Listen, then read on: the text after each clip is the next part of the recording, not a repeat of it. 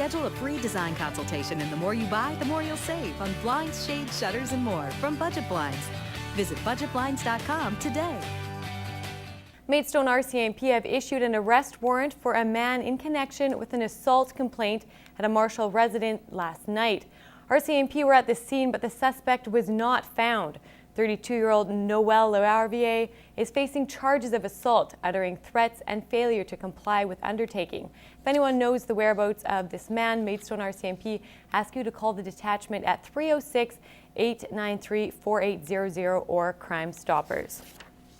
North Battleford RCMP are asking for the public's help in identifying 4 people in connection with a robbery. At around 11 o'clock on Saturday, February 28th, 4 men went into a liquor store on 101st Street. One of the men grabbed a bottle of alcohol from behind the counter while pushing an employee out of the way. The employee tried to stop him but was unsuccessful. The men fled the business in a dark-colored car. No one was injured during the exchange.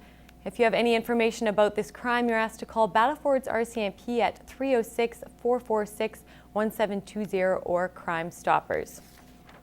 Onion Lake RCMP are releasing the picture of a man in connection with a break-and-enter last Tuesday. At around 5:30 a.m. on March 3rd, an unknown man broke into a building on a work site north of Tullaby Lake. Several items are reported to be missing from the business. RCMP are continuing to investigate this incident, and if you have any information related to this crime, they ask you to call Onion Lake Police at 306-344-5550 or Crime Stoppers. The all-night Telemiracle Telethon raising money for residential medical assistance and special needs equipment wrapped up today.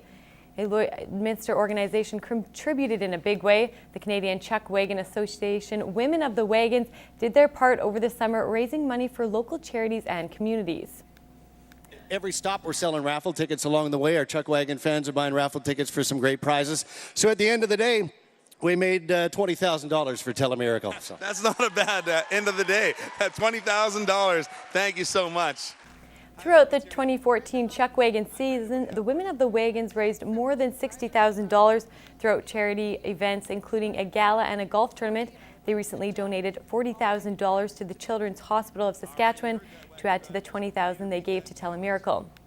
And the final total raised during the whole event was just over $4.3 million. It's something that's been done on the prairies for more than a century, and now modern technology is changing the game.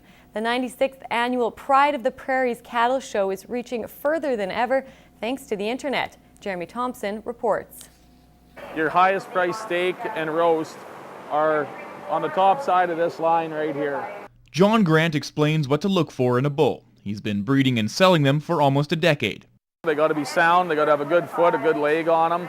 You want them nice-headed, lots of hair. Of course, our winters around here can be quite nasty, so there's a lot goes into selecting a good bull. The beef market has been strong recently, resulting in higher prices both at the supermarket and at auction.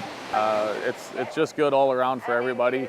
And the breeders breeding these bulls that you see in here today are doing well this year as well too. It's a trickle-down effect from everything with the markets. Last year we sold 52 bulls for an average of 37-31, and we have 91 on offer for this year, and we will definitely be seeing an increase in that sale price for this year.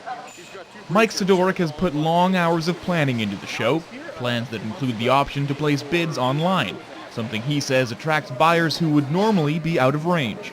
We have had bidders over the years come up from the United States, Northern BC, Ontario, Quebec, all over the place. I just got off the phone with a gentleman from Ontario actually that obviously can't be here. He wants to know about the bulls. He'll be watching tomorrow and possibly bidding. The bull show may be today, but Grant says what he's really looking forward to is tomorrow's sale. We're here to sell bulls. We participate in the show, but we're here to sell bulls, number one.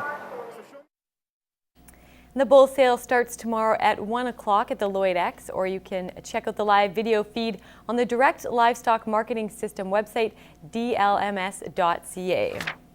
Well, more than 100 young musicians from across Saskatchewan met in Lloydminster yesterday at the Vic Juba Theatre. Schools nominate 3 to 5 students for the North Saskatchewan Intermediate Band program to practice and play a special performance.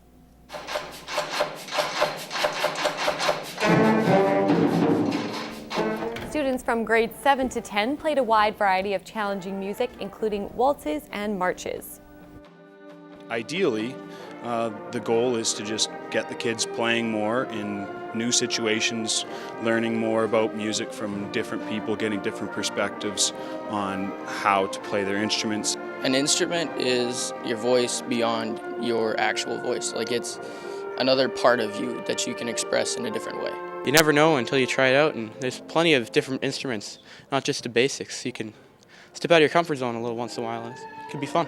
There was lots of opportunities for the students this weekend to provide feedback for the clinicians and for the conductors, saying which order they wanted their music to be played in. Should they play faster? Should they play slower? Should they play louder? Should they play softer? The Saskatchewan Band Association plans to continue the program in other towns around the province.